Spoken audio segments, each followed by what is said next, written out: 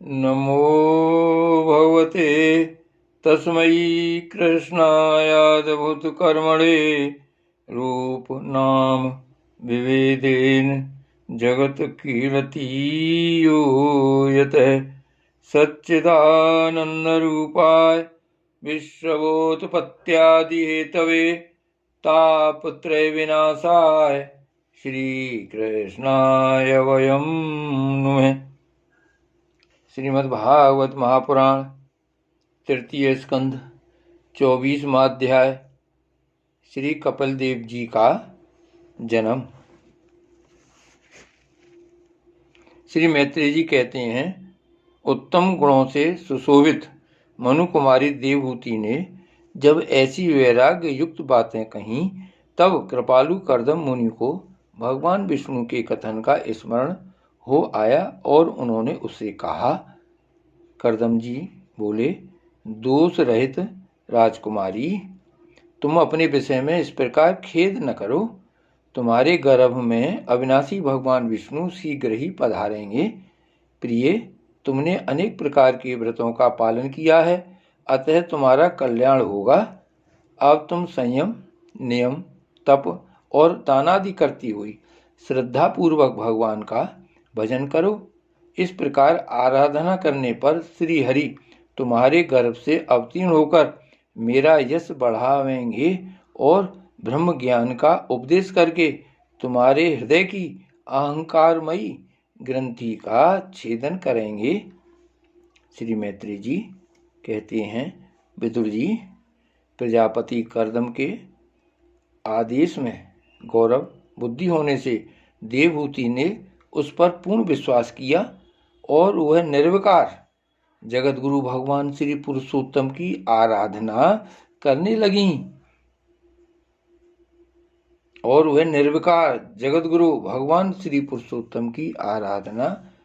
लगी।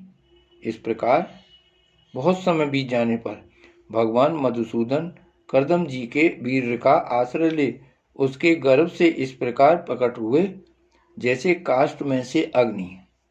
उस समय आकाश में मेघ जल बरसाते हुए गरज गरज कर बाजे बजाने लगे, गंधर्वगण गान करने लगे और अप्सराएं आनंदित होकर नाचने लगीं। आकाश से देवताओं के वर्षाए हुए दिव्य पुष्पों की वर्षा होने लगी। सब दिशाओं में आनंद छा गया। जलाश्रयों का जल निर्मल हो गया और सभी जीवों के मन प्रसन्न हो गए। इसी समय सरस्वती नदी से घिरे हुए कर्दम जी के उस आश्रम में मरीचि आदि मुनियों के सहित श्री ब्रह्मा जी आए। शत्रुदमन विदुर जी, स्वतः सिद्ध ज्ञान से संपन्न अजन्मा ब्रह्मा जी को यह मालूम हो गया था कि साक्षात परब्रह्म भगवान विष्णु सांख्य शास्त्र का उपदेश करने के लिए अपने विशुद्ध सत्व में अंश से अवतीर्ण हुए हैं। अतः भगवान जिस कार्य को करना चाहते थे उसका उन्होंने विशुद्ध चित्त से अनुमोदन एवं आदर किया और अपनी संपूर्ण इंद्रियों से प्रसन्नता प्रकट करते हुए कर्दम जी से इस प्रकार कहा। श्री ब्रह्मा जी ने कहा, प्रिय कर्दम, तुम दूसरों को मान देने वाले हो। तुमने मेरा सम्मान करते हुए जो मेरी आज्ञा का पालन किया है, इससे तुम्हारे द्वारा निष्कपट भाव से मेरी पूजा संपन्न हुई है। पुत्रों को अपने पिता की सबसे बड़ी सेवा यही करनी चाहिए कि जो आज्ञा, ऐसा कहकर आदर पूर्वक उनके आदेश को स्वीकार करें। बेटा, तुम सभ्य हो। तुम्हारी ये सुंदरी कन्याएं अपने वंशों द्वारा इस सृष्टि को अनेक प्रकार से बढ़ावेंगी। अब तुम इन मरीचि आदि मुनिवरों को इनके स्वभाव और रुचि के अनुसार अपनी कन्याएं समर्पित करो और संसार में अपना सुयश फैलाओ। मुने, मैं जानता हूँ जो संपूर्ण प्राणियों की निधि हैं, उनके अभिष्ट मनोरथ पूर्ण करने वाले हैं, वे आदि पुरुष श्री नारायण ही अपनी योग माया से कपिल के रूप में अवतीर्ण हुए हैं। फिर देवहूति से बोले, राजकुमारी, सुनहरे बाल, कमल जैसे विशाल नेत्र और कमलांकित चरण कमलों वाले शिशु के रूप में कैटभासुर को मारने वाले साक्षात श्री हरि ने ही ज्ञान विज्ञान द्वारा कर्मों की वासनाओं का मूलोच्छेदन करने के लिए तेरे गर्भ में प्रवेश किया है। ये अविद्याजनित मोह की ग्रंथियों को काटकर पृथ्वी में स्वच्छंद विचरेंगे। ये सिद्ध गणों के स्वामी और सांख्याचार्यों के भी माननीय होंगे। लोक में तेरी कीर्ति का विस्तार करेंगे और कपिल नाम से विख्यात होंगे।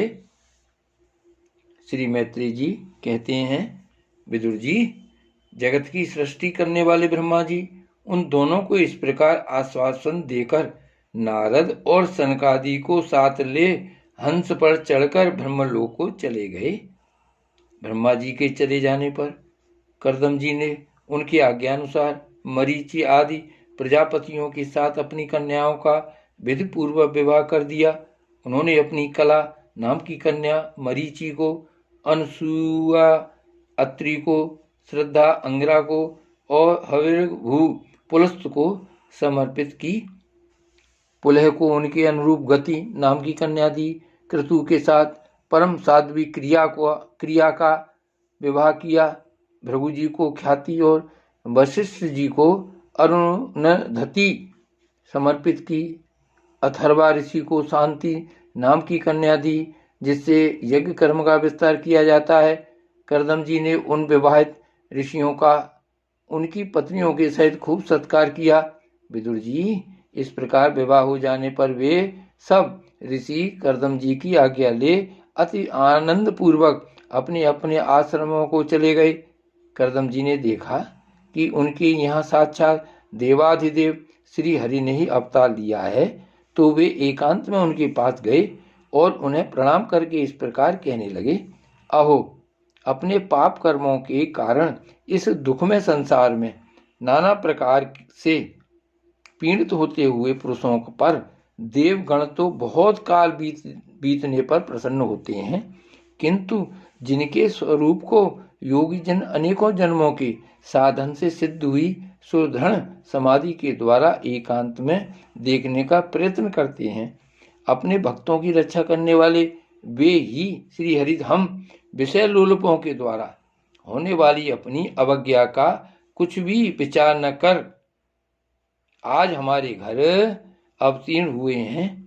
आप वास्तव में अपने भक्तों का मान बढ़ाने वाले हैं। आपने अपने वचनों को सत्य करने और सांख्य योग का उपदेश करने के लिए ही मेरे यहाँ अवतार लिया है। भगवान, आप प्राकृत रूप से रहित हैं। आपके जो चतुर्भुज आदि अलौकिक रूप हैं वे ही आपके योग्य हैं, तथा जो मनुष्य सदृश रूप आपके भक्तों को प्रिय लगते हैं वे भी आपको रुचिकर प्रतीत होते हैं। आपका पाद पीठ तत्व ज्ञान की इच्छा से विद्वानों द्वारा सर्वदा वंदनीय है, तथा आप ऐश्वर्य, वैराग्य, यश, ज्ञान, वीर्य और श्री इन 6 ऐश्वर्यों से पूर्ण हैं। मैं आपकी शरण में हूँ। भगवान, आप परब्रह्म हैं। सारी शक्तियाँ आपके अधीन हैं। प्रकृति, पुरुष, मैं तत्व, काल, त्रिविध, अहंकार, समस्त लोक एवं लोकपालों के रूप में आप ही प्रकट हैं, तथा आप सर्वज्ञ परमात्मा ही इस सारे प्रपंच को चेतन शक्ति के द्वारा अपने में लीन कर लेते हैं। अतः इन सब से परे भी आप ही हैं। मैं आप भगवान कपिल की शरण लेता हूँ। प्रभु, आपकी कृपा से मैं तीनों ऋणों से मुक्त हो गया हूँ और मेरे सभी मनोरथ पूर्ण हो चुके हैं। अब मैं संन्यास मार्ग को ग्रहण कर आपका चिंतन करते हुए शोक रहित होकर विचरूंगा। आप समस्त प्रजाओं के स्वामी हैं, अतएव इसके लिए मैं आपकी आज्ञा चाहता हूँ। श्री भगवान ने कहा, मुने, वैदिक और लौकिक सभी कर्मों में संसार के लिए मेरा कथन ही प्रमाण है। इसलिए मैंने जो तुमसे कहा था कि मैं तुम्हारे यहाँ जन्म लूंगा, उसे सत्य करने के लिए ही मैंने यह अवतार लिया है। इस लोक में मेरा यह जन्म लिंग शरीर से मुक्त होने की इच्छा वाले मुनियों के लिए आत्मदर्शन में उपयोगी प्रकृति आदि तत्वों का विवेचन करने के लिए ही हुआ है। आत्मज्ञान का यह सूक्ष्म मार्ग बहुत समय से लुप्त हो गया है। इसे फिर से प्रवर्तित करने के लिए ही मैंने यह शरीर ग्रहण किया है, ऐसा जानो। मुने, मैं आज्ञा देता हूँ, तुम इच्छानुसार जाओ और अपने संपूर्ण कर्म मुझे अर्पण करते हुए दुर्जय मृत्यु को जीतकर मोक्ष पद प्राप्त करने के लिए मेरा भजन करो। मैं स्वयं प्रकाश और संपूर्ण जीवों के अंतःकरणों में रहने वाला परमात्मा ही हूँ।